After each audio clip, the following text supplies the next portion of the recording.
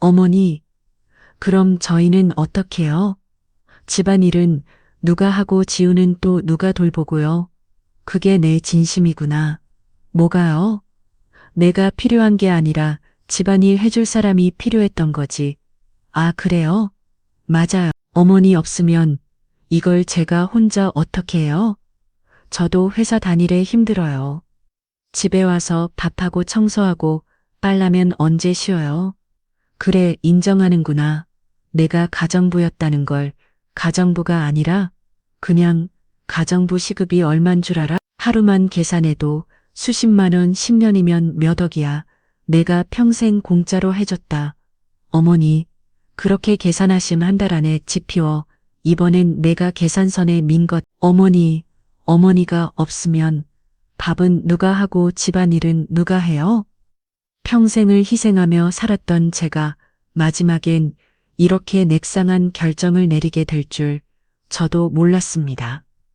과연 무슨 일이 있었던 걸까요? 그 전에 잠깐 영상 오른쪽 아래에 있는 구독과 좋아요 버튼 한번 눌러주시면 감사하겠습니다. 그럼 지금부터 시작합니다. 새벽 5시, 아직 어둠이 채 가시지 않은 거실에 홀로 앉아 있었습니다. 아들 가족이 괌으로 떠나는 날이었죠. 4박 5일 일정이라고 했습니다. 엄마, 우리 공항 갈 준비 다 됐어요.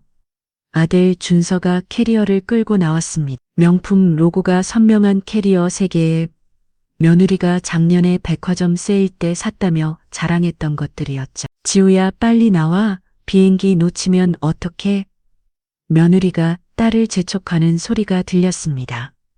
10살 된 소녀 지우가 졸린 눈을 비비면 나왔죠. 할머니, 저 다녀올게요. 지우만 제게 제대로 된 인사를 했습니다. 그래, 재밌게 놀다 와.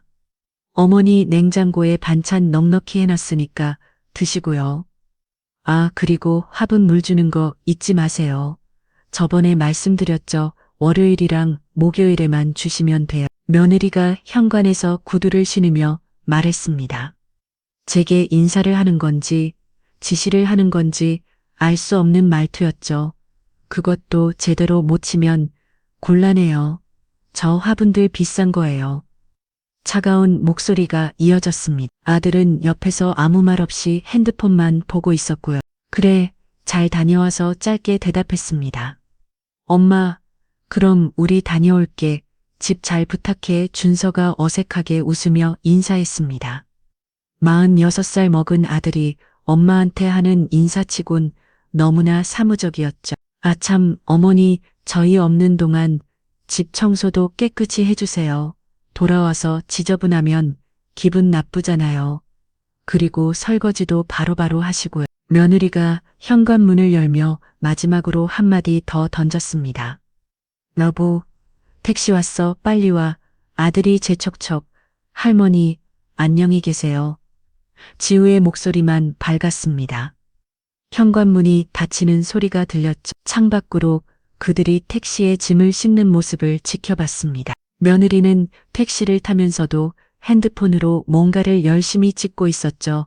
아마 SNS에 올릴 사진이겠죠. 관여행 시작, 설레는 아침, 뭐 이런 글과 함께 말입니다. 택시가 완전히 사라진 걸 확인한 후 저는 천천히 일어났습니다. 안방으로 들어가 옷장 깊숙한 곳에 숨겨둔 서류 봉투를 꺼냈습니다. 부동산 계약서와 이사 견적서가 들어있었죠. 한 달 전부터 몰래 준비해온 것들이었습니다. 그래, 너희 없는 동안 끝내야 해. 이번이 아니면 난 평생 가정부로 살다 갈 거야. 혼자 말이 새어 나왔습니다. 72년 인생 그 중에서 마지막 10년은 정말 억울했습니다. 거슬로 다시 나와 앉았습니다. 며느 이 아기는 하얀 소파였죠. 평소엔 어머니 소파 더러워져요. 라며 앉지도 못하게 했던 그 소파에 처음으로 편하게 기대한 잤습니다. 어회 밤이 떠올랐습니다. 아들 가족이 짐을 사며 들든 목소리로 대화하던 모습이요. 여보, 괌이 리조트 수영장 진짜 좋대. 지우랑 수영하면 좋겠다. 당연하지. 우리 지우도 얼마나 좋아할까. 아, 맞다. 면세점에서 가방도 하나 사야겠다. 또 가방 작년에도 샀잖아. 애인 여행 가서 하나쯤은 사야지. 당신도 기계 하나 사. 명품 면세점이 싸해. 엄마, 아빠, 저는 스노클링 하고 싶어요. 그래, 우리 지우 스노클링도 하고 다 해보자. 그들의 대화 속에 저는 없었습니다. 늘 그랬듯이요. 여행 계획을 짜면서도 엄마도 같이 가실래요? 라는 말은 한 번도 없었죠. 당연히 제가 집을 지켜야 한다고 생각하는 것 같았습니다. 부엌으로 가서 물을 한 잔 마셨습니다. 싱크대 위에 쌓인 설거지 거리가 보였습니다. 어제 저녁 먹고 그대로 둔 것들이었죠. 어머니, 우리 나가기 전에 설거지 좀 해주세요. 곰팡이 생기면 안 되잖아. 며느리가 어제 밤에 했던 말이 귀가에 맴돌았습니다. 하지만 이번엔 하지 않았습니다. 그냥 두고 다시 거실로 나왔죠. 벽에 걸린 시계를 봤습니다. 6시가 되어가고 있었어요. 동이 특히 시작했습니다. 집안이 너무 조용했습니다. 평소엔 이 시간이면 지우가 학교 가를 준비를 하느라 부산했을 텐데 오늘은 그 소리조차 없었죠. 핸드폰을 꺼내 연락처를 찾았습니다. 김 사장 부동산이라고 저장해 둔 번호였죠. 한 달 전에 몰래 상담받고 저장해 둔 번호였습니다. 이제 시작이야. 다시 한번 중얼거렸습니다. 거실 탁자 위에 놓인 가족 사진을 봤습니다. 작년 제주도 여행 가서 찍은 사진이었죠. 준서, 며느리, 지우 셋이 환하게 웃고 있었습니다. 당연히 저는 없었어요. 사진을 찍어주는 사람이었으니까요. 너희들은 가족이고 난 그냥 집 지키는 사람이었구나. 순웃음이 나왔습니다. 그때 핸드폰에 메시지가 왔습니다. 며느리였죠. 어머니, 빨래 돌려놓고 나왔는데 널어주세요. 그리고 지우 방 정리도 좀 해주세요. 장난감이 너무 어질러져 있어요. 메시지를 읽고 핸드폰을 내려놓았습니다. 답장은 하지 않았어요. 또 메시지가 왔습니다. 아, 그리고 베란다 화분 물 주는 거 잊지 마세요. 비싼 거라니까요. 여전히 답장은 하지 않았습니다. 이번이 마지막이야. 더는 없어. 마음속으로 되냐며 없이를 기다렸습니다. 부동산이 문을 열면 바로 전화할 생각이었죠. 창밖으로 해가 완전히 떠올랐습니다. 새로운 하루의 시작이었고 제 인생의 새로운 시작이기도 했습니다. 냉장고를 열어봤습니다. 며느리가 말한데 반찬이 가득했죠. 하지만 제가 좋아하는 깻잎이나 고추장 아치는 없었습니다. 냄새나는다며 베란다 김치 냉장고로 쫓아낸 지 오래였으니까요. 대신 며느리가 좋아하는 샐러드용 채소와 수입 치즈가 가득했습니다. 이게 내 집 냉장고가 맞나? 혼자 말이 나왔습니다. 커피를 한 잔 내리기로 했습니다. 며느리가 사둔 비싼 원두였죠. 어머니는 믹스 커피 드시면 되잖아요. 라며 제 손이 닿지 않기를 바랐던 그 원두로 진하게 한 잔 내렸습니다. 그때 또 메시지가 왔습니다. 이번엔 아들이었습니다. 엄마, 우리 비행기 탑승 시작했어요. 지우가 너무 신나해요. 잘 지내세요. 마침내 그들은 완전히 떠났습니다. 이제 제 차례였죠. 9시가 되자 부동산에 전화를 걸었습니다. 하지만 통화 버튼을 누르기 전 잠시 망설였죠. 이 집에서 보낸 열전의 세월이 주마등처럼 스쳐 지나갔습니다. 처음 이 집을 샀을 때가 생각났어요. 육숨의 서병원에서 정년 퇴직을 하던 해였죠. 35년 동안 병원 조리사로 일하며 모은 돈 남편이 먼저 떠나고 받은 유족령 그리고 퇴직금까지 모두 합쳐서 겨우 마련한 집이었습니다. 엄마 이렇게 좋은 집을 사셨네요. 대단하세요. 그때 준서는 정말 기뻐했었죠. 참벽고 철 결혼한 지 3년째였던 아들은 전세를 전전하다가 제가 집을 샀다는 소식에 눈물까지 글썽이었습니다.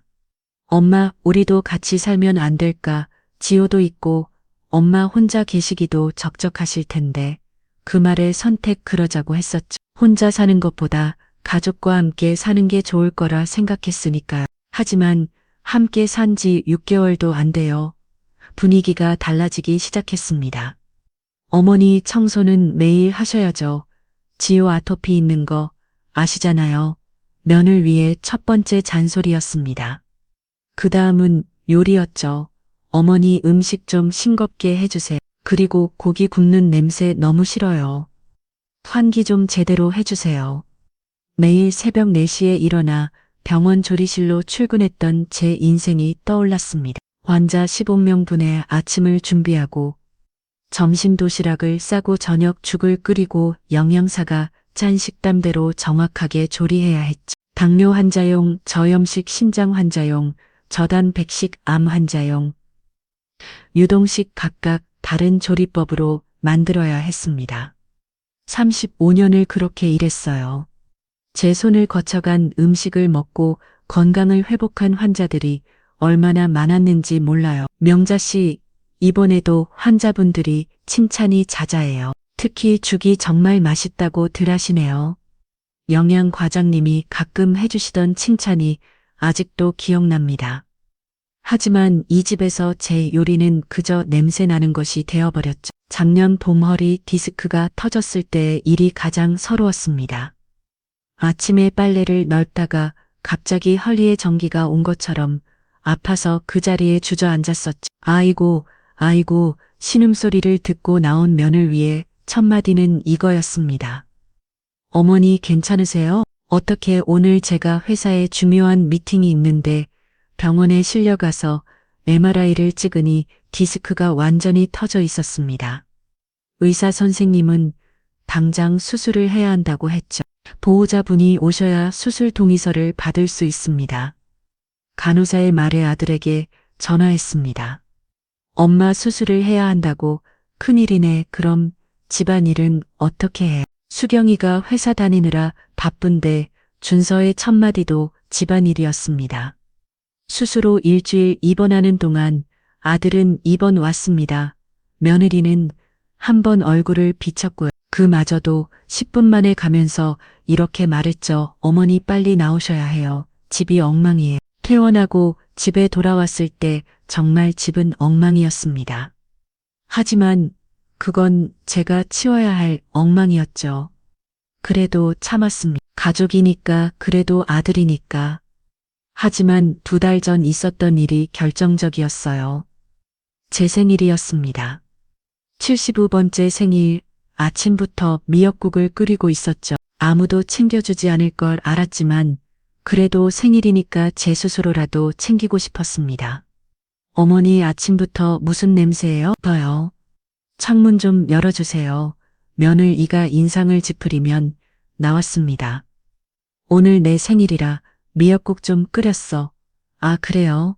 생일 축하드려요. 근데 미역국은 저녁에 끓이시지. 아침부터 그 말을 남기고 며느리는 출근했습니다. 준서는 제 생일인 줄도 모르고 그냥 나갔고요. 저녁이 되어서야 아들이 기억해냈습니다. 아, 엄마, 오늘 생일이었구나. 깜빡했네. 생일 축하해요. 그 분위기나 케이크도 선물도 없었죠.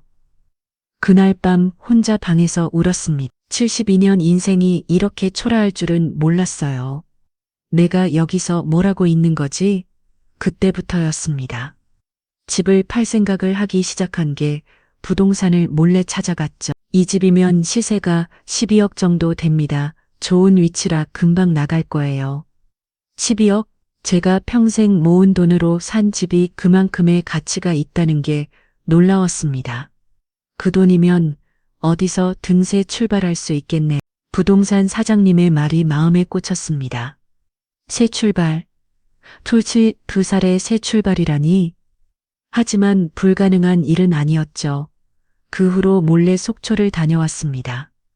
바다가 보이는 작은 아파트를 보러 갔었죠. 5억이면 충분한 곳이었습니다. 나머지 돈으로는 노후를 편안하게 보낼 수 있을 거였고요.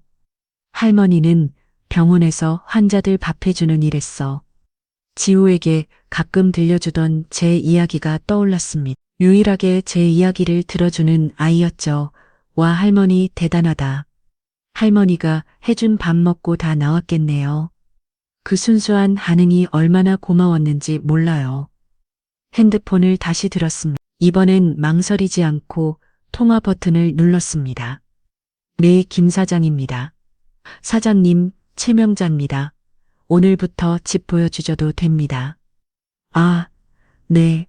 마침 오전에 보러 오고 싶다는 분이 계신데 11시쯤 가능하실까요? 네, 괜찮습니다. 전화를 끊고 시계를 봤습니다. 9시 30분, 1시간 반 후면 첫 손님이 올 거였습니다. 집안을 둘러봤습니다. 거실의 모든 가구가 며느리 취향이었죠. 제가 원했던 편안한 소파 대신 하얀색 가죽 소파, 제가 좋아하는 나무 식탁 대신 대리석 식탁, 벽에 걸고 싶었던 가족 사진 대신 며느리가 산 추상화. 이게 정말 내 집이 맞나? 어느 씁쓸한 웃음이 나왔습니다. 부엌으로 가서 찬장을 열었습니다. 제가 쓰던 오래된 그릇들은 모두 버려지고 며느리가 산 새 그릇들로 가득했죠. 제가 아끼던 녹그릇 세트는 90위에 오라는 말과 함께 사라진 지 오래였습니다. 냉장고 문에 붙어 있는 메모를 봤습니다. 며느리의 글씨로 빼고 키 적혀 있었죠. 월요일 화분 물 주기, 화요일 재활용 분리수거, 수요일 욕실 청소, 목요일 화분 물 주기, 금요일 전체 청소, 제게 지시하는 일정표였습니다. 마치 가정부에게 주는 업무 지시서 같았죠. 그때 또 메시지가 왔습니다. 며느리였습니다. 어머니 혹시 빨래 너를 쉬워요? 답장 좀 주세요. 이번에도 답장하지 않았습니다. 어머니 메시지 보셨어요? 계속 메시지가 왔지만 무시했습니다. 이제 시작이었으니까요. 11시 정각 초인종이 울렸습니다. 부동산 사장님과 함께 온 첫 번째 손님이었죠. 여사님, 안녕하세요. 제가 말씀드린 신혼부부예요. 집 좀 둘러봐도 될까요? 김 사장님이 조심스럽게 물었습니다. 젊은 부부는 들뜬 표정으로 현관에 서 있었죠. 네, 들어오세요. 편하게 보세요. 집을 구경하는 부부의 모습을 보니 묘한 기분이 들었습니다. 10년 전 준서와 며느리가 처음 이 집에 왔을 때도 저런 표정이었거든요. 와, 집 정말 깨끗하네요. 관리를 잘 하셨어요. 젊은 아내가 감탄했습니다. 남양이라 햇빛도 잘 들어오고 정말 좋네요. 남편도 만족스러워했죠. 그들이 집을 둘러보는 동안 저는 거실에 앉아 있었습니다. 며느리가 그토록 아끼던 하얀 소파에 편하게 기대 앉아서요. 어머님 혹시 이 집에 오래 사셨어요? 젊은 아내가 물었습니다. 10년 됐네요. 그럼 정이 많이 드셨겠어요. 근데 왜 파시는 거예요? 잠시 망설이다 대답했습니다. 이제 작은 곳으로 옮기려고요. 혼자 살기엔 너무 넓어서요. 아, 자녀분들은 따로 사시나 봐요? 네, 뭐 그렇죠. 더 이상의 설명은 하지 않았습니다. 부부가 떠난 후 김 사장님이 남아서 말했습니다. 여사님, 저 부부가 상당히 마음에 들어하네요. 대출 승인만 되면 바로 계약하고 싶다고 해요. 좋네요. 빨리 진행해 주세요. 근데 여사님 아드님은 아시는 거죠? 집 하시는 거? 제 집이니까 제가 알아서 합니다. 단호하게 대답했습니다. 김 사장님은 더 묻지 않았죠. 오후 2시 또 다른 손님이 왔습니다. 이번엔 중년 부부였어요. 학군이 좋아서 찾고 있었는데 딱 맞는 집이네요. 가격이 좀 있긴 한데 그만한 가치는 있는 것 같아요. 그들도 만족스러워했습니다. 하루 동안 5팀이 집을 보러 왔습니다. 모두들 관심을 보였죠. 제가 10년 동안 깨끗하게 관리한 덕분이었습니다. 아이러니하게도 며느리가 시킨 대로 매일 청소하고 관리한 것이 집값을 올려놓은 셈이었죠. 저녁 6시 김 사장님에게서 전화가 왔습니다. 여사님, 좋은 소식이에요. 오전에 왔던 신혼 부부가 계약하고 싶대요. 12억에서 조금 더 깎지 않고 그대로 죽겠다고 해요. 그래요? 잘 됐네요. 내일 계약금 입금하고 잔금은 한 달 후에 치르기로 했어요. 여사님도 그때까지 이사 준비하시면 될 것 같. 한 달 아들 가족이 돌아오기까지는 4월이 남았고 그 후 한 달 안에 모든 걸 정리해야 했습니다. 전화를 끊고 나서 속초의 부동산에 전화했습니다. 네, 여보세요? 사장님, 지난번에 보여주신 바다 보이는 아파트 아직 있나요? 안, 최 여사님. 네, 아직 있어요. 5억 맞추신다고 하셨죠? 네, 계약하고 싶은데요. 언제 내려오실 수 있으세요? 이번 주 금요일에 갈게요. 네, 알겠습니다. 서류 준비해 놓을게요. 모든 게 일사천리로 진행되었습니다. 마치 운명이 저를 돕는 것 같았죠. 핸드폰을 보니 며느리에게서 온 메시지가 12개나 쌓여 있었습니다. 어머니 왜 답장 안 하세요? 빨래 너를 썼어요? 제 식물에 물 주셨죠? 설거지는 바로바로 하고 계시죠? 어머니 핸드폰 고장 났어요. 걱정되네요. 답장 좀 주세요. 마지막 메시지는 이랬습니다. 어머니 화났어요? 우리가 여행 가서 서운하신가요? 다음엔 같이 가요. 다음엔 같이 가요. 그 말이 우스웠습니다. 10년 동안 한 번도 같이 가자고 한 적이 없으면서 답장을 했습니다. 짧게 자리 있다. 걱정 말아라. 바로 전화가 왔습니다. 며느리였죠. 어머니, 왜 답장을 안 하셨어요? 걱정했잖아요. 좀 바빠서. 바쁘길요.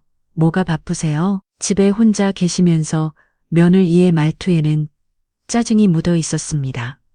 그냥 이것저것 정리하느라. 무슨 정리요? 아무튼 집에서 냄새 나는 거 하지 마세요. 아셨죠? 돌아갔을 때 절대 냄새 나면 안 돼요. 알았다. 전화를 끊고 나서 혼자 말을 했습니다. 그래, 확인해봐라. 내가 상상도 못한 걸 확인하게 될 거야. 짐을 정리하기 시작했습니다.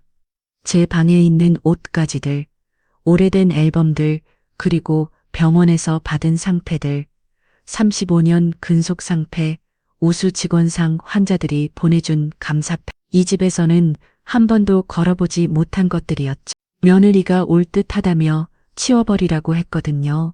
하나하나 박스에 담으면서 생각했습니다.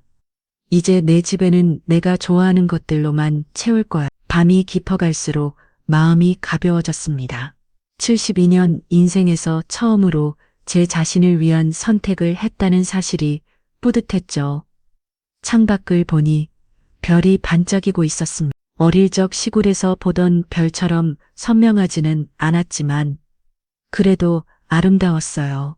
최명자, 이제 시작이야 스스로에게 말했습니다. 내일은 이삿짐 센터에 연락해야겠다고 생각하며 잠자리에 들었습니다. 10년 만에 처음으로 편안한 마음으로 잠들 수 있었죠. 금요일 아침 속초로 향하는 버스에 몸을 실었습니다. 창밖으로 스쳐 지나가는 풍경을 보며 생각했죠. 이제 정말 시작이구나. 3시간의 버스 여행 동안 많은 생각이 들었습니다. 72년 인생에서 이렇게 큰 결정을 내린 건 처음이었으니까요. 남편과 결혼할 때도 병원에 취직할 때도 이렇게 떨리지는 않았어요. 그때는 젊어서 무서운 게 없었는지도 모르죠. 하지만 지금은 달랐습니다. 22살의 나이에 새 출발을 한다는 건 용기가 필요한 일이었으니까요. 속초에 도착하니 바닷 냄새가 코끝을 스쳤습니다. 얼마나 오랜만에 맡아보는 바닷 냄새인지 젊었을 때 남편과 함께 왔던 기억이 어려운 풋이 떠올랐어요. 그때 남편이 말했었죠. 여보, 우리 나중에 늙으면 바닷가에서 살자. 매일 바다 보면서 산책하고 싱싱한 생선 먹으면서 그 약속은 지키지 못했지만 이제라도 혼자서 그 꿈을 이루려고 합니다. 여사님 오셨네요. 부동산 사장님이 반갑게 맞아주었습니다. 40대 중반의 친절한 분이었죠. 집 다시 한번 보시고 마음에 드시면 바로 계약하시죠. 제가 말씀드렸듯이 정말 좋은 매물이에요. 아파트는 집 모층이었습니다. 엘리베이터에서 내리자마자 바다가 한눈에 들어왔죠. 너실 창문 너머 펼쳐진 동이 바다가 그림처럼 아름다웠습니다. 파도가 햇빛을 받아 반짝이는 모습이 눈부셨어요. 어때요? 전망하는 끝내주죠. 네, 정말 좋네요. 이런 곳에서 살면 매일이 행복할 것 같아요. 집은 크지 않았지만 혼자 살기엔 충분했습니다. 방 2개, 거실 하나, 작은 부엌, 제가 원하던 딱 그 크기였죠. 큰 방은 제 침실로, 작은 방은 손님 방 겸 취미실로 쓸 생각이었습니다. 그동안 하고 싶었던 뜨개질도 하고 책도 읽고 그림도 그려보고 싶었어요. 부엌이 작긴 하지만 혼자 사시기엔 충분할 거예요. 그리고 베란다가 넓어서 화분 키우기도 좋고요. 화분, 며느리가 시켜서 물 주던 비싼 화분들이 떠올랐습니다. 이제는 제가 좋아하는 꽃들을 키울 수 있겠죠. 할머니가 좋아하시던 봉선화도 심고 채송화도 심고 여기서 새 출발하는 거야. 마음속으로 다짐하며 계약서에 도장을 찍었습니다. 난이는 손을 엿서 진정시키며 또 박도박 설명했죠. 계약을 마치고 나서 속초시장을 둘러봤습니다. 활기찬 시장 분위기가 마음에 들었어. 생선 파는 아주머니, 나물 파는 할머니들 모두 정겨워 보였죠. 할머니 이 고사리 얼마예요? 10,000원에 드릴게요. 아주 연해서 맛있어요. 어제 산에서 직접 캔 거예요. 그럼 한 봉지 주세요. 그리고 이 취나물 도 주세요. 어디서 오셨어요? 관광객이신가요? 아니에요. 이제 여기 살려고 이사 올 거예요. 아이고, 잘 오셨네요. 우리 시장 자주 오세요. 제가 싸게 잘해드릴게요. 따뜻한 환영이 마음을 녹였습니다.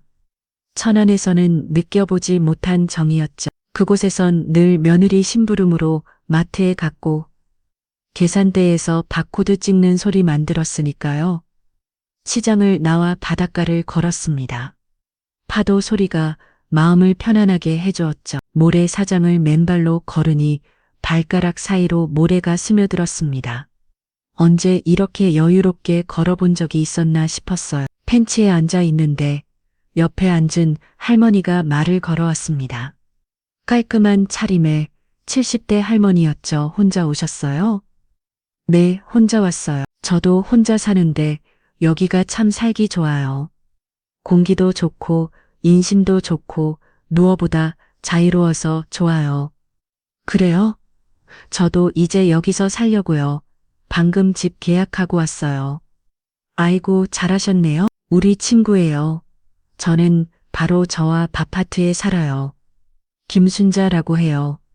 김순자 할머니는 75세였습니다. 5년 전 남편을 잊고 서울에서 속초로 내려왔다고 했죠. 서울에선 자식들 눈치 보며 살았는데 여기 와서는 제 마음대로 살아요. 아침에 일어나고 싶을 때 일어나고 먹고 싶은 거 먹고 가고 싶은데 가고 얼마나 좋은지 몰라요. 그 말이 제 마음을 대변하는 것 같았습니다. 근데 자식들이 뭐라 안 해요? 처음엔 난리였죠. 엄마가 미쳤냐고, 노인 내가 혼자 어떻게 사냐고. 근데 이제는 포기했어요. 제가 너무 행복하게 사니까 할 말이 없나 봐요. 순자 할머니가 웃으며 말했습니다. 참 여기 노인정도 있고 문화센터도 있어요. 저는 거기서 그림 배워요. 70에 처음 붓을 잡았는데 이제 제법 그려요. 정말요? 저도 뭔가 배워보고 싶었는데요. 같이 다녀요. 요리 교실도 있던데 요리 잘하시면 거기서 강사도 할 수 있대요. 요리 교실 강사라 생각지도 못한 가능성이 열리는 것 같았습니다. 속초에서 하룻밤을 묵었습니다. 작은 모텔이었지만 바다가 보이는 방이었죠. 창문을 열자 파도 소리가 자장가처럼 들려왔습니다. 잠들기 전 내일의 계획을 세웠어요. 아침 일찍 일어나 해돋이를 보고 아침 시장에 들러 회를 사 먹고 버스를 타고 천안으로 돌아가는 일정이었죠. 다음 날 새벽 정말로 해돋이를 보러 나갔습니다. 수평선 넘어 넣어오르는 태양이 장관이었어요. 마치 제 새로운 시작을 축복해 주는 것 같았죠. 최명자, 이제 진짜 내 인생을 살아. 스스로에게 말했습니다. 천안으로 돌아오는 버스 안에서 핸드폰을 확인했습니다. 며느리에게서 온 메시지가 또 쌓여 있었죠. 어머니, 저희 일요일 날 도착하시는 거 알죠? 저녁에 도착해요. 공항에서 바로 집으로 갈게요. 저녁 준비 좀 해주세요. 비행기 음식이 맛없어서 배고플 것 같아요. 아, 그리고 집 청소도 깨끗이 해놓으셨죠? 지우가 할머니 보고 싶다고 하네요. 답장을 보냈습니다. 짧은 답장에 며느리가 또 전화를 걸어왔습니다. 어머니, 요즘 왜 이렇게 말이 짧으세요? 원래 이랬잖아. 아니, 뭔가 달라진 것 같아요. 혹시 아프신 거 아니에요? 아니다. 괜찮아. 정말이에요. 내일 보면 알겠지만 아무튼 저녁은 7시까지 준비해 주세요. 전화를 끊고 나서 생각했습니다. 내일 보면 정말 놀랄 거야. 집에 도착하자마자 이삿짐 센터에 전화했습니다. 다음 주 월요일에 와주실 수 있나요? 네, 가능합니다. 짐이 많으신가요? 아니에요. 제 개인 물건만 포장할 거라 많지 않아요. 옷이랑 입을 그릇 조금 책 몇 권 정도예요. 알겠습니다. 월요일 아침 9시에 가겠습니다. 어디로 가시는데요? 속초로 갈 거예요. 아, 멀리 가시네요. 트럭 큰 걸로 준비해 갈게요. 모든 준비가 끝나가고 있었습니다. 토요일 저녁 혼자 간단히 라면을 끓여 먹었습니다. 내일 아들 가족을 위해 준비할 재료들을 확인하고 침대에 누워 생각했습니다. 침대에 누워 생각했습니다. 내일이 마지막 저녁이구나. 병원 조리실에서 일하던 시절이 떠올랐습니다. 새벽부터 저녁까지 쉴 새 없이 음식을 만들었던 그때 힘들었산 보람 있었던 시절이었죠. 명자 씨가 만든 죽 먹고 기운 차렸어요. 정말 고마워요. 태어난 환자들이 가끔 찾아와 인사하던 모습이 아직도 선명합니다. 그때는 제 노동이 인정받았고 같이 있었어요. 속초에서 한찬 가기라도 해볼까? 아니면 요리 교실 강사? 문득 그런 생각이 들었습니다. 순자 할머니 말대로 문화센터에서 요리를 가르칠 수도 있겠죠. 제 손맛을 알아주는 사람들이 있다면 그것만으로도 행복할 것 같았어요. 창밖으로 보이는 도시의 불빛들이 반짝였습니다. 내일이면 아들 가족이 돌아올 거고 모든 진실이 밝혀질 거였죠. 일요일 아침 새벽 5시에 눈이 떠졌습니다. 평소처럼 일찍 일어난 게 아니라 잠을 제대로 못 잤기 때문이었죠. 오늘 저녁이면 아들 가족이 돌아올 거고 내일이면 이삿짐을 싸야 했습니다. 밤에서 돌아오면 저 아이들 눈빛이 어떨까 침대에서 일어나 거실로 나왔습니다.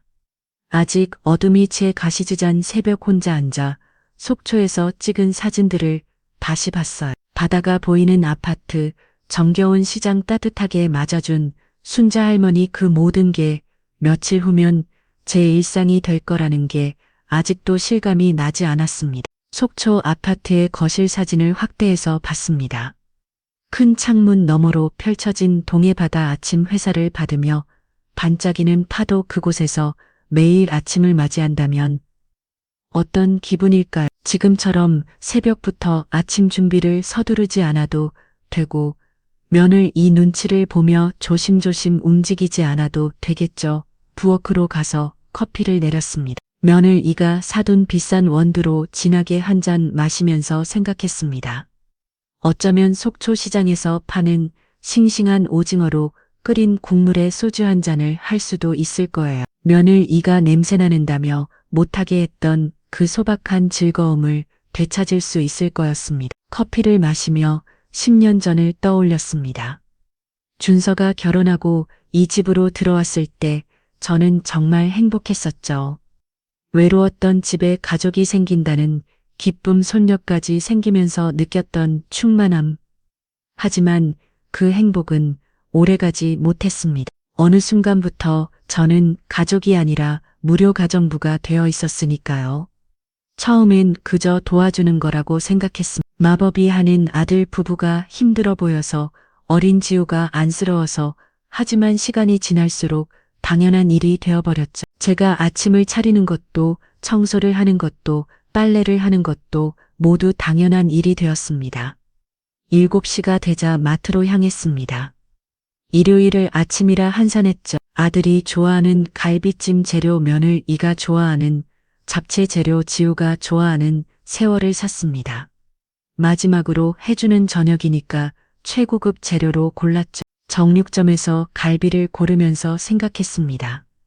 병원 조리실에서 일할 때는 매일 수백 명분의 고기를 손질했었죠. 환자들의 영양 상태를 생각하며 정성껏 조리했고 그 음식을 먹고 건강을 회복하는 환자들을 보며 보람을 느꼈습니다.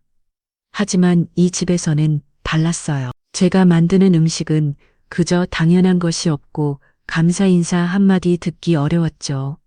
집에 돌아와 요리 준비를 시작했습니다. 갈비는 핏물을 빼고 찬물에 담가 누린 내를 제거했죠. 뱃, 양파, 마늘을 갈아 양념장을 만들고 갈비에 정성껏 양념을 발랐습니다. 잡채용 채소는 곱게 채 썰고 당면은 불려놓았죠. 새우는 깨끗이 손질해서 튀김옷을 입혔습니다. 요리를 하면서도 마음은 복잡했습니다. 내일 아침 이삿짐 센터가 오면 어떻게 설명해야 할까? 아들과 며느리가 집이 팔렸다는 걸 알면 어떤 반응을 보일까 분명 난리가 날 거였습니다. 하지만 이미 결정한 일이었죠. 돌이킬 수 없었고 돌이키고 싶지도 않았습니다. 12시가 되자 갈비찜을 끓이기 시작했습니다. 약한 불에서 천천히 끓여야 고기가 부드러워지죠. 병원에서 일할 때 배운 노하우였습니다. 환자들이 쉽게 편하도록 고기를 부드럽게 만드는 법, 영양소가 파괴되지 않도록 적정 온도를 유지하는 법, 35년의 경험이 손끝에 배어 있었습니다. 오후 2시 핸드폰이 울렸습니다. 아들이었어요. 엄마, 저희 지금 공항이에요. 곧 들어가요. 그래, 조심해서 와. 네, 7시쯤 도착할 것 같아요. 알았어. 전화를 끊고 나서 한숨이 나왔습니다. 이제 5시간 후에는 모든 게 밝혀질 거였어요. 부엌으로 돌아가 잡채를 만들기 시작했습니다. 당면을 삶고 채소를 벗고 양념을 했죠. 면을 이그 좋아하는 달달한 맛을 내기 위해 설탕을 조금 더 넣었습니다. 마지막이니까 그들이 좋아하는 맛으로 만들어주고 싶었어요. 4시가 되자 새우튀김을 튀기기 시작했습니다. 기름 온도를 정확히 맞춰야 바삭하면서도 속은 촉촉하게 튀길 수 있지. 지우가 할머니 새우튀김이 세상에서 제일 맛있어요. 라고 했던 말이 떠올랐습니다. 유일하게 제 요리를 칭찬해준 사람이 지우였죠. 요리를 마치고 식탁을 차렸습니다. 10년 동안 수없이 차렸던 식탁이지만 오늘이 마지막이라고 생각하니 감회가 새로웠습니다. 면을 이가 산 비싼 그릇에 음식을 담으면서 생각했어요. 속초에 가면 제가 좋아하는 투박한 그릇을 쓸 수 있겠죠. 시장에서 산 막걸리, 잔에 동동주도 한잔할 수 있을 것 같아요. 거고요. 6시가 되자 긴장이 되기 시작했습니다. 손이 떨려서 물을 한 잔 마셨죠. 거실 소파에 앉아 TV를 켰지만 아무것도 눈에 들어오지 않았습니다. 시계만 계속 봤어요. 6시 10분, 6시 20분, 6시 30분 핸드폰이 울렸습니다. 순자 할머니였어요. 오늘 가족들 오는 날이죠? 네, 곧 도착해요. 떨리시죠? 힘내세요. 고마워요. 전화를 끊자마자 현관문 열리는 소리가 들렸습니다. 15분 한 번 크게 했습니다. 이제 시작이었어요. 우와, 집이다. 지우가 먼저 뛰어들어왔습니다. 까맣게 탄 얼굴이 건강해 보였죠. 할머니, 저 왔어요. 그래, 우리 지우 재밌게 놀다 왔어? 네, 바다에서 수영도 하고 스노클링도 했어요. 물고기 진짜 많이 봤어요. 지우가 신나게 떠들어댔습니다. 그 뒤로 아들과 며느리가 캐리어를 끌고 들어왔죠. 엄마 잘 있었어요? 준서가 어색하게 인사했습니다. 어머니 집 깨끗하네요. 잘 치워주셨네. 며느리가 거실을 둘러보며 말했습니다. 마치 검사하듯이 구석구석 살피는 모습이 씁쓸했죠. 저녁 준비했으니까 먼저 먹어. 우와, 갈비찜이다. 할머니 요리 최고. 지우만 진심으로 기뻐했습니다. 식탁에 둘러앉았습니다. 아들과 며느리는 여행 이야기를 늘어놓기 시작했죠.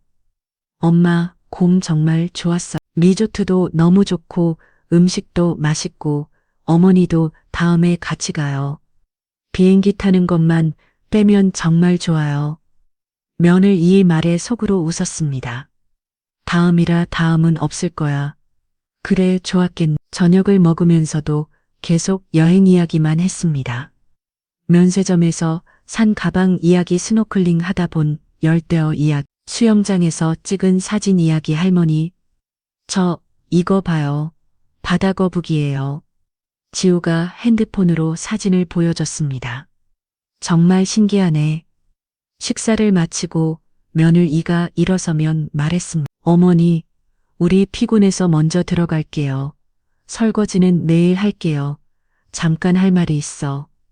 제 목소리가 너무 단호였는지 모두 드놀란 표정으로 저를 봤습니다. 무슨 말씀이세요? 준서가 물었습니다. 앉아, 다들 앉아봐. 며느리가 못마땅한 표정으로 다시 앉았습니다. 뭔데요? 우리 정말 피곤한데 내일 아침에 이사짐센터가 와. 네, 이사짐센터요. 준서가 눈을 크게 떴습니다. 내 짐 싸서 속초로 갈 거야. 엄마, 그게 무슨 말이에요? 속초는 왜요? 집 팔았어. 계약도 끝났고 한 달 후에 나가면 돼. 순간 정적이 흘렀습니다. 아들과 며느리는 믿을 수 없다는 표정으로 도로를 바라봤죠. 엄마, 지금 뭐라고 하신 거예요? 집을 팔았다고요. 준서가 목소리를 높였습니다. 어머니, 예, 무슨 말씀이세요? 우리가 살 집을 왜 마음대로 파세요? 며느리도 흥분했습니다. 너희가 살 집, 이 집은 내 집이야. 내가 평생 일해서 산 내 집. 하지만 우리가 여기 살고 있잖아. 그래서 너희가 살고 있으면 내 집이 너희 집이 되는 거야? 준서가 당황하며 말했습니다. 엄마, 진정하고 얘기해요. 이건 너무 갑작스러워요. 갑작스럽다고. 난 10년 동안 생각했어. 너희가 날 가족으로 되었어. 난 그냥 공짜 가정부였잖아. 엄마, 그게 무슨 말이에요? 우리가 언제 엄마를 가정부 취급했어요? 언제냐고. 매일이었어. 아침 차릴라, 청소해라, 빨래해라, 화분 물 줘라. 내가 뭐야, 가정부지. 며느리가 발끈했습니다. 어머니, 그건 가족이니까 서로 도와가며 사는 거잖아요. 도와가며 너희가 날 도운 게 뭐가 있어? 내 생일도 모르고 가. 허리 수술할 때도 집안일 걱정이나 하고. 그건 됐어. 이제 각자 살자. 난 속초에서 내 인생 살 거야. 준서가 다급해졌습니다. 엄마, 그럼 우리는 어디서 살아요? 갑자기 집을 구할 수도 없고. 그건 너희가 알아서 해. 한 달 있으면 되잖아. 엄마, 이건 너무해요. 우리가 뭘 그렇게 잘못했다. 잘못한 게 없다고 생각해. 정말. 제 목소리가 차가워졌습니다. 너희 여행 갈 때 한 번이라도 나한테 같이 가자고 했어? 나들이 갈 때 마저도 나보고 같이 가자고 한 적이 있었니? 난 항상 집 지키는 사람이었잖아. 며느리가 눈물을 글썽이며 말했습니다. 어머니, 정말 미안해요. 우리가 잘못했어요. 다시 생각해 주세요. 늦었어. 이미 계약했어. 계약 취소하면 되잖아요. 왜 취소해야 해? 내 집을 내가 파는데. 준서가 무릎을 꿇었습니다. 엄마, 제발요. 우리가 잘못했어요. 앞으로 잘할게요. 일어나. 무릎 꿇은다고 달라지는 건 없어. 그때 지우가 울먹이며 말했습니다. 할머니, 우리 버리고 가는 거예요? 마음이 아파지만 단호하게 말했습니다. 할머니는 너희를 버리는 게 아니야. 그냥 따로 사는 거야. 며느리가 갑자기 화를 내기 시작했습니다. 어머니, 이건 정말 너무하세요. 우리가 그동안 어머니 모시고 산 게 얼마나 힘들었는데 모시고 살았다고 내 집에서 그래도 우리가 생활비도 내고 어머니 용돈도 드렸잖아. 그 돈으로 내가 너희 셋이 새끼 다 해주고 청소하고 빨래하고 애 봐준 거 계산하면 누가 더 많이 일했을까? 며느리가 말문이 막혔습니다. 어머니 내일 아침 9시에 이삿짐 와. 방해하지 마. 이럴싸려는데 준서가 다시 붙잡았습니다. 엄마, 그럼 우리 정말 나가야 해요? 한 달 있어. 그동안 직구에 엄마가 이럴 수 있어요? 우리 가족인데 가족 너희가 날 가족으로 되었으면 이런 일도 없었을 거야. 방으로 들어가면서 마지막으로 한마디 더 했습니다. 참 집 세주인이 깔끔한 걸 좋아한대. 한 달 동안 깨끗이 서 문을 닫고 들어왔습니다. 밖에서 며느리의 울음소리와 준서의 한숨 소리가 들렸지만 이제 돌이킬 수 없었습니다. 아니, 돌이키고 싶지 않았죠. 월요일 아침 9시 이삿짐 센터 직원들이 도착했습니다. 제 방에 있던 짐들을 하나 둘 박스에 담기 시작했죠. 생각보다 짐이 많지 않았습니다. 10년을 살았지만 진짜 제 것은 별로 없었으니까요. 준서와 며느리는 거실 소파에 멍하니 앉아 있었습니다. 밤새 잠을 못 잤는지 둘 다 초췌해 보였죠. 특히 며느리는 눈이 통통 부어 있었습니다. 지우는 학교에 갔는지 보이지 않았어요. 이삿짐을 싸면서도 그들은 계속 저를 설득하려 했습니다. 준서는 회사에 전화해서 오전 반차를 냈다고 했죠.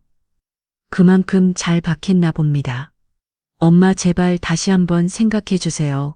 우리가 정말 잘못했어요. 늦었어. 박스를 테이프로 봉하면서 대답했습니다. 며느리가 갑자기 무릎을 꿇었습니다. 어머니, 제가 잘못했어요. 제가 어머니를 너무 함부로 대었어요.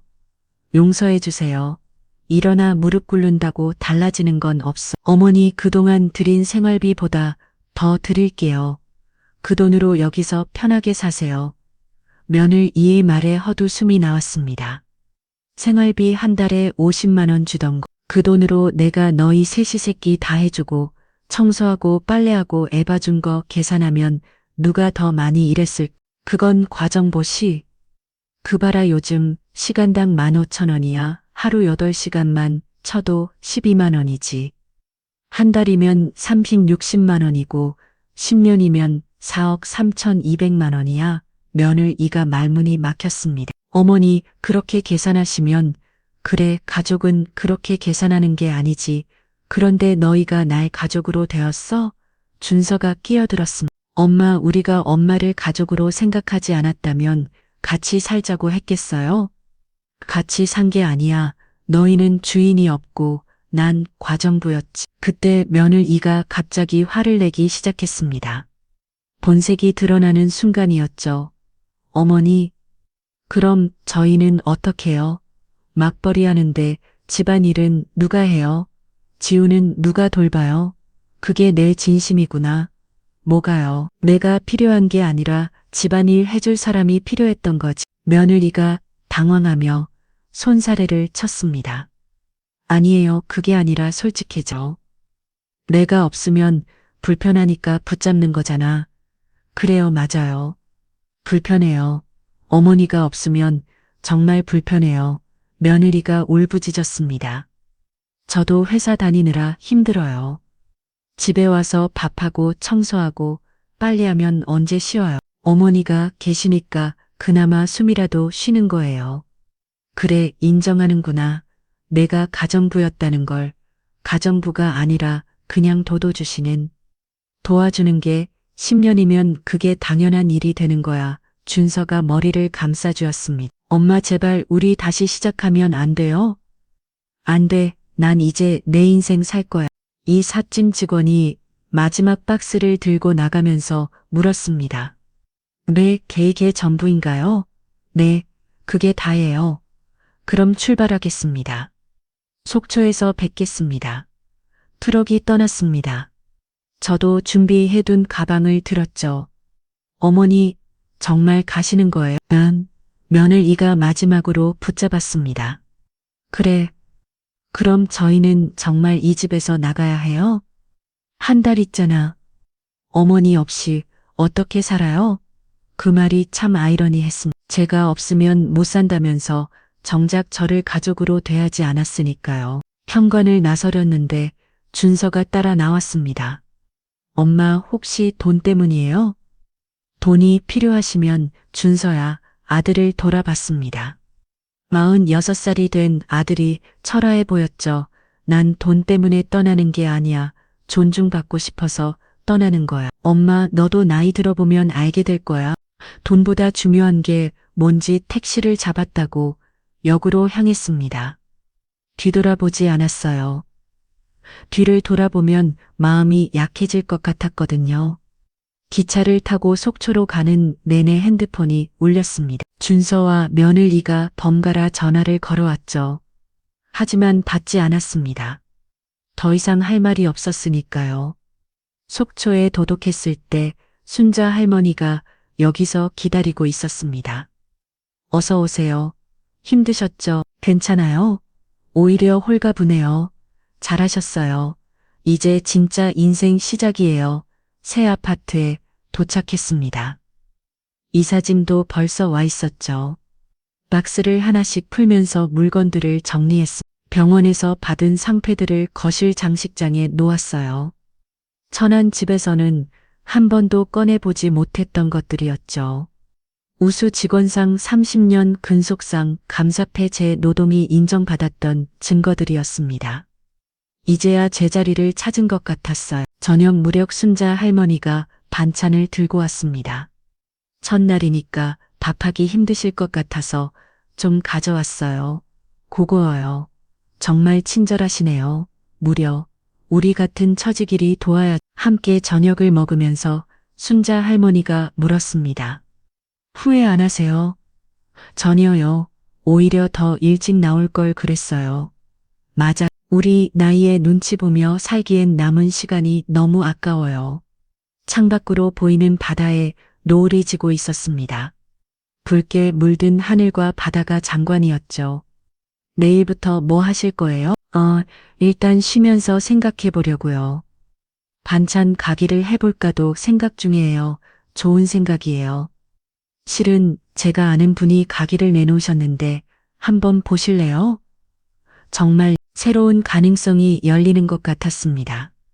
출푸너드살의 새로운 사업이라니. 하지만 두렵지 않았어요. 오히려 설렜죠. 밤이 깊어갈 무렵 혼자 남은 거실에 앉아 있었습니다. 고요했지만 외롭지 않았어요. 오히려 평화로웠죠. 핸드폰을 확인하니 준서에게서 온 메시지가 있었습니다. 엄마, 정말 미안해요. 우리가 너무 못했어요. 언젠가 용서해 주세요. 답장은 하지 않았습니다. 언젠가는 용서할 수도 있겠죠. 하지만 지금은 아니었어요. 창밖의 바다를 바라보며 생각했습니다. 최명자, 이제 진짜 내 인생이야. 속초에 온 지 한 달이 지났습니다. 매일 아침 바다를 보며 커피를 마십니다. 제가 좋아하는 믹스 커피를 요 작은 반찬 가게를 열었습니다. 명잔의 손맛 병원에서 35년 동안 익힌 솜씨가 다시 빛을 발하고 있죠. 사장님 반찬 먹고 혈압이 좋아졌어요. 손님들의 칭찬에 보람을 느낍니다. 제 노동이 다시 인정받는 기분이에요. 오늘 준서에게서 전화가 왔습니다. 엄마 이사했어요. 수경이가 회사 그만뒀어요. 집안일이랑 지우 돌보느라 아이러니했습니다. 제가 했던 일을 이제 며느리가 하게 된 거죠. 엄마 가끔 뵈러 가도 돼요? 그래, 창밖을 보니 별이 총총합니다. 난 이제 최명자로 살 거다. 희생만이 사랑은 아니었습니다. 명분을 지키고 나니 비로소 자유가 찾아왔습니다. 바다에서 불어오는 바람이 시원합니다. 참 잘했다. 최명자, 오늘 이야기 어떠셨나요? 명자 씨의 선택이 과연 옳았을까요? 아니면 너무했을까요? 여러분이라면 어떤 선택을 하셨을지 댓글로 들려주세요. 다음에도 더 좋은 이야기로 찾아뵙겠습니다. 감사합니다.